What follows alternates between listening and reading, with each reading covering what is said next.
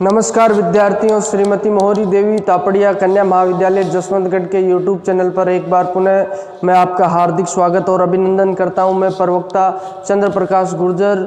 आज की क्लास हमारी BA प्रथम वर्ष के छात्रों हेतु इतिहास विषय की होगी।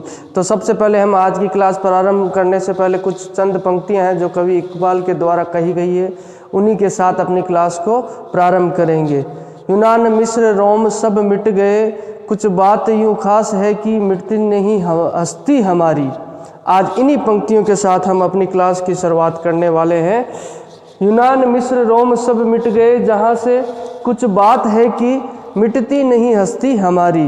यूनान मिस्र रोम सब मिट गए, जहाँ से कुछ बात है कि मिटती नहीं हस्ती हमारी। ये भारतीय संस्कृति की गौरवशाली जो परंपरा रही है और इसकी अति प्राचीनता रही है, उसके बारे में कवि इकबाल ने कहा है कि दुनिया में जो अन्य सभ्यताएं हैं, चाहे यूनान की हो, मिस्र की हो, रोम की, सब सभ्यताएं मिट गई, लेकिन भारत की संस्कृति है, भारत की सभ्यता है जो निरंतर चलती रही है और निरंतर जारी है, जो आदि अनादि काल से ये भारतीय संस्कृति की मुख्य विशेषता रही। जैसा कि हम पढ़ रहे हैं अपने भारतीय संस्कृति के मूल आधार पुस्तक है, उसमें जो भारतीय संस्कृति की विशेषताओं को पढ़ रहे हैं, संस्कृति का अर्थ हमने जाना, संस्कृति का स्वरूप हमने जाना, संस्कृति और सभ्यता में भेद हमने यानी अंतर हमने जाना। तो आज की क्लास में मुख्यतः हम जानेंगे भारतीय संस्कृति की मुख्य विशेषताएं हैं, जो ऐसा आपके जो अगर एग्जाम की दृष्टि से महत्वपूर्ण क्वेश्चन रहेगा। इसमें निबंधात्मक क्वेश्चन ऐसे आते हैं जिसमें भारतीय संस्कृति विशेषताएं के बारे में पूछ लिया जाता है, जिसमें मुख्यतः 6 विशेषताओं के बारे में हम चर्चा करेंगे। जिसमें भारतीय संस्कृति में जो अति प्राचीनता, संस्कृति की प्राचीनता, ये सबसे प्राचीन संस्कृति है। ग्रहणशीलता, लचीलापन, सहिष्णुता और बात की जाए तो आध्यात्मिकता और अनेकता में एकता।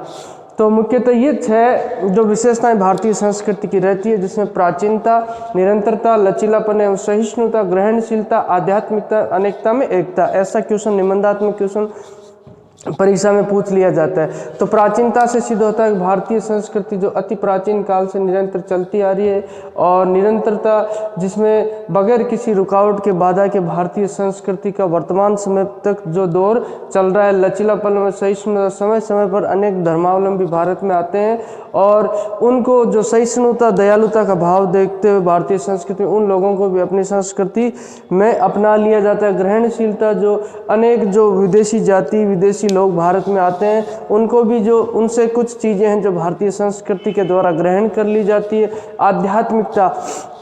आध्यात्मिकता की बात करें तो जो अलौकिक स्वरूप में लौकिक यानी भौतिक सुख को न देखकर जो आत्मिक सुख है, चाहे उसके बारे में चिंतन है, चाहे साधना है, ये जो मन है, जो आत्मा है, उसकी तृप्ति का जो प्रयास है, वो आध्यात्मिकता भारतीय संस्कृति की विशेषता रही है। अनेकता में एकता, यहाँ पर विभिन्न धर्मावलंबी होते हुए भारतीय संस्कृति में जो एकता देखने को मिलती है। तो आज हम बात करेंगे मुख्यतः भारतीय संस्कृति की प्राचीनता के बारे में। जैसा कि आप सभी को विदित है, आपको पता है, भारतीय संस्कृति के अवशेष काफ़ी लंबे समय से, जो प्राचीन समय से अपने को देखने को मिलते हैं।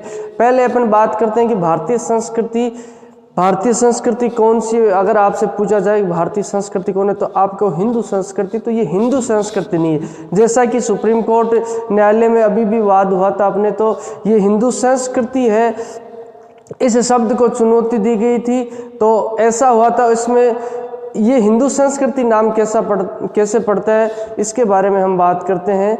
तो हिंदू किसी तरह का धर्म नहीं, ये भी सुप्रीम कोर्ट में विवाद हुआ था। हिंदू संस्कृति नहीं है। तो ऐसा है कि भारतीय लोग जब सिंधु नदी के आसपास रहते थे तो यूनानी लोग सैको है बोलते थे, तो इस तरीके से उनके द्वारा ये नाम दिया गया कि हिंदूवासी यानी जो सिंधु नदी के आसपास रहने वाले लोग हैं, उन्हें हिंदूवासी कहा जाने लगा। सिंधु नदी का यही नाम जो प्रचलित हो गया और वर्तमान समय में ये हिंदुस्तान बन जाता है। सिंधु नदी के आसपास रहने वाले लोगों को जो सिंधुस्तान की जगह हिंदुस्तान नाम लिया जाता है और ये हिंदू नाम प्रचलन में आता है। वैसे अगर सही रूप से देखा जाए, भारत की संस्कृति वैदिक संस्कृति है, जिसे सनातन संस्कृति भी कहा जाता है। सनातन संस्कृति कौन सी है? सनातन संस्कृति जो भारतीय संस्कृति में जो वेद पुराण है, उपनिषद है और गीता है, ये सनातन संस्कृति से जुड़े हुए और निरंतर जो समय अवधि के दौरान जो कालक्रमानुसार कई लोग जो भारत में आते गए और भारतीय संस्कृति विस्तृत होती गई। तो आज मुख्यतः जो हमारी संस्कृति अगर आपसे पूछ लिया जाए तो हमारी संस्कृति कौन सी? भारतीय संस्कृति के बारे में पूछा जाए तो भारतीय संस्कृति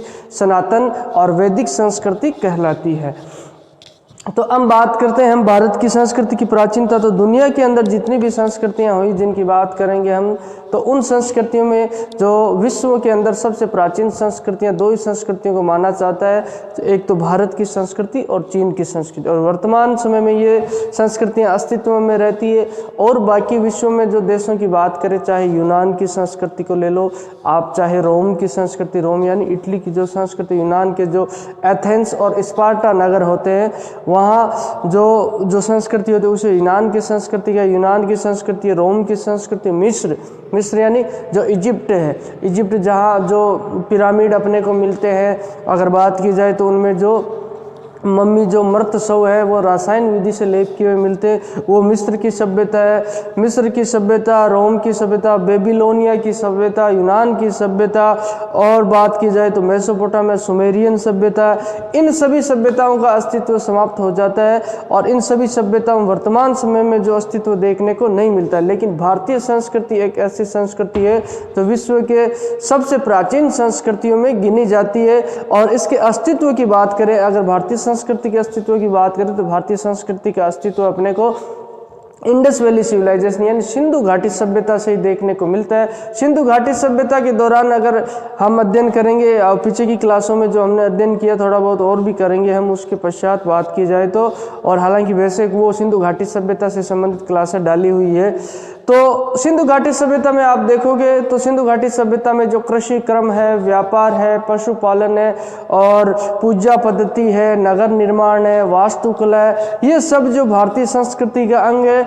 और इस संस्कृति का जो वर्तमान समय में भी अगर कालक्रमानुसार देखा जाए तो इनका असर युगांतर युगों के पश्चात भी अपनी संस्कृति पे असर देखने को मिलता है। सिंधु घाटी सभ्यता में जिस तरीके से भवन निर्माण की कला है, चाहे सड़कें बनाने की कला है, चाहे नालियों की व्यवस्था है, चाहे स्नानागार, अन्नागार है, वो अपने को मिलते हैं। और उनके जो अंत्येष्टि संस्कार है, मृत्यु के पश्चात जो संस्कार है, मृतक संस्कार, उनका अस्तित्व वर्तमान समय में भी अपने को देखने को मिलता है। तो इससे ये साबित होता है कि भारतीय संस्कृति का दौर है जो प्राचीन समय से चल रहा है।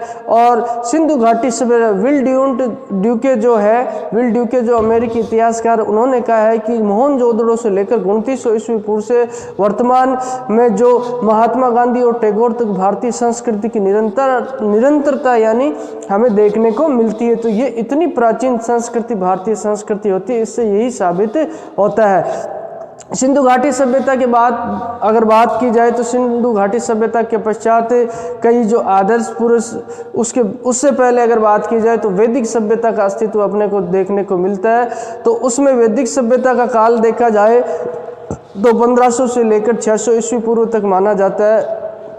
तो उस दौर में भी भारतीय संस्कृति का निर्माण होता है और सभी लोगों के सहयोग और योगदान से भारतीय संस्कृति सभी के समन्वय से जो इसका निर्माण होता है। वैदिक सभ्यता की बात करें तो वैदिक सभ्यता में जब कहते हैं कि आर्य लोग भारत में आए, आर्यों के द्वारा अन्य आर्यों के साथ संघर्ष किया गया और उस संघर्ष में जो आर्यों की जीत होती है और आर्यों के द्वारा भारत में वैदिक संस्कृति और सनातन संस्कृति को फैलाया गया। अगर बात की जाए आर्यों की, तो आर्यों का जो काल समय रहता है 1500 ईस्वी से लेकर 600 ईस्वी तक रहता है। इसे 2 भागों में विभाजित किया गया, ऋग्वैदिक काल, जिसे पूर्व वैदिक काल भी कहते हैं, और उत्तर वैदिक काल।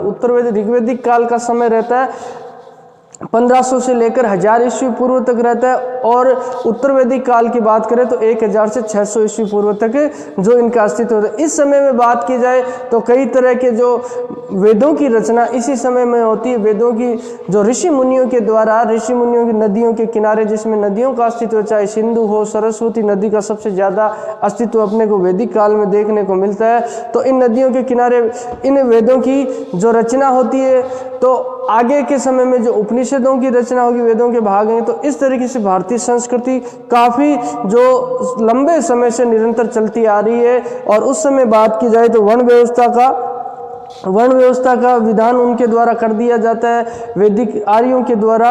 और 4 वर्णों में जो लोगों को विभाजित किया जाता है, और वो भी क्रम के आधार पर। जातिगत व्यवस्था जटिलता वर्तमान समय में अपने को देखने को मिलती है। अगर पहले की बात की जाए तो पहले ये जातिगत जो जटिलता है इतनी नहीं थी, और लोगों में भेदभाव इतना नहीं था। क्रम के आधार पर जो है जो वर्ण व्यवस्था की गई, जिसमें ब्राह्मण, क्षत्रिय, वैश्य और शूद्र 4 भागों में विभाजित कर दिया। ब्राह्मण वर्ग है, जो ब्राह्मण वर्ग का कार्य था पूजा पद्धति करना और बाकी कार्य करना, यज्ञ हवन करवाना। और ब्राह्मण के बारे में चाणक्य ने भी स्पष्ट कहा था, किसी के द्वारा जो सिक्का रखने से यानी चोटी रखने से, दाढ़ी बधाने से, पीत वस्त्र धारण करने से ब्राह्मण नहीं होता, वह अपने कर्मों से ब्राह्मण होता है। तो इस तरीके लोगों में विभाजित, क्षत्रियों का कार्य इसमें कर दिया था, बाकी लोगों की रक्षा करना और युद्ध करना क्षत्रियों का कार्य है। और वैश्यों का कार्य कर दिया कृषि और व्यापार क्रम करना, और शूद्रों का कार्य इन बाकी 3 वर्गों की सेवा करना। तो ये भारतीय संस्कृति का वजूद अपने को देखने को मिलता है। भारतीय संस्कृति की अगर जड़ें देखी जाए तो काफी प्राचीन समय में अपने को इसका विस्तार मिलता है। ये इसकी मुख्य। उसके अलावा बात की जाए तो द्रविड़ लोगों की सभ्यता के बारे में बात की जाए तो तमिलनाडु की राजधानी मदुरै है। मदुरै तमिलनाडु क्षेत्र में जो राज्य था उसमें पांड्य राज्य की राजधानी मदुरै थी। चेर, चोल और पांड्य 3 राज्य थे दक्षिण भारत में। उनके समय प्राचीन समय भारतीय संस्कृति का निर्माण और अस्तित्व हमें देखने को मिलता है, और उसका आज वर्तमान समय में भी उन चीज़ों का असर हमारे पे दिखाई देता है। मदुरै में जो एक संगम साहित्य की रचना उनके द्वारा कीजिए, और संगम सम्मेलन होता है, 3 सम्मेलन होते हैं जिसमें कई साहित्य की रचना की जाती है। उन साहित्यों का अस्तित्व वर्तमान समय में भी अपने को देखने को मिलता है, जिसमें शिल्पादिकारम है, मणिमेखले है, कई तरह की जो रचनाएं होती है, नेडुजेलियन जो एक किरदार होता है। तो ऐसी रचनाओं का जो अपने को अस्तित्व देखने को मिलता है, तो ये भारतीय संस्कृति की प्राचीनता को सिद्ध करते हैं कि भारतीय संस्कृति जो लंबे समय के अनुसार देखा जाए तो लंबे समय का एक परिणाम है। और इसमें कई युगों का बात की जाए तो कई लोगों का, कई समुदायों का जो समन्वय और योगदान रहता है। चाहे आर्यों का योगदान ले लो, सिंधु घाटी सभ्यता के लोगों का योगदान ले लो, चाहे द्रविड़ लोगों का योगदान ले लो। और कुछ समय के पश्चात अगर बात की जाए तो मध्यकाल के दौरान देखा जाए तो मध्यकाल के दौरान मुस्लिम आक्रमणकारी आते हैं, चाहे मुगल आते हैं। मुगल में जो मुस्लिम और हिंदू संस्कृति का समन्वय भी अपने को देखने को मिलता है, और ये भारतीय संस्कृति की मुख्य विशेषता रहती है। जो तो इसी के दौरान बात की जाए तो, और भारतीय संस्कृति में जब कभी किसी तरह की जो बुराइयां देखने को मिलती है तो आदर्श पुरुषों के द्वारा इसका विरोध भी किया जाता है। अगर बात की जाए तो महात्मा बुद्ध और महावीर जैन जो है, महात्मा बुद्ध बौद्ध धर्म से संबंधित और महावीर स्वामी जैन धर्म से संबंधित, इन्होंने जो वैदिक धर्म में आने वाली बुराइयों का प्रखर होकर विरोध किया।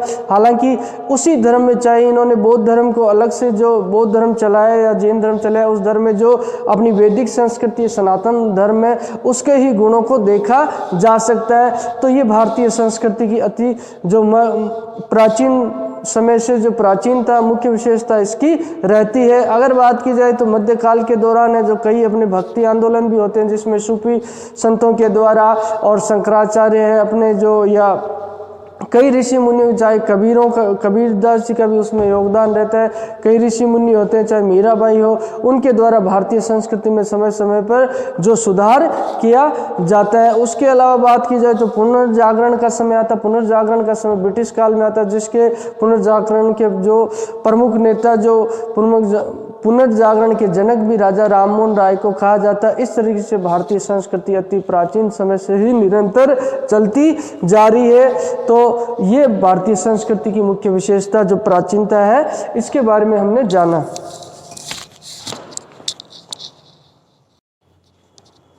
तो विद्यार्थियों, आज की क्लास में हमने भारतीय संस्कृति की जो मुख्य विशेषताओं में 6 विशेषताओं को लिया है, जिसमें प्राचीनता, निरंतरता, लचीलापन व सहिष्णुता, ग्रहणशीलता, आध्यात्मिकता और अनेकता में एकता है।